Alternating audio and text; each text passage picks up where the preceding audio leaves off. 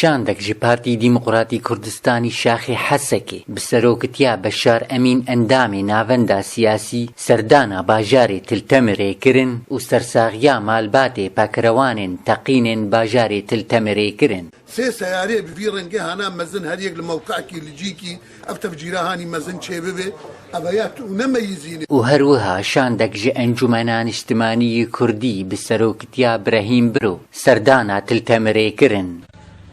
سەرەکێ ئەنجومەنە خۆجەهیە باژارێ تلتەمر قاسم خەلیل ئاخیڤی لەسەر تەقین و پاکڕەوانên باژارێ تلتەمر ji ber ku ev pekrewan ê ku xwîna xwe di ber xaka Rojava de xwîna xwe daye Rojava em jî wek encûmen mekarî bû em bi ezaya wî rabin qedir û qîmetekî bidin vî pekrewanî ji ber wî pekrewanî xwîna xwe daye em karibin tişkî jêr bikin em karibin eleqil jî bi ezaya wî rabin yanî wek encûmen.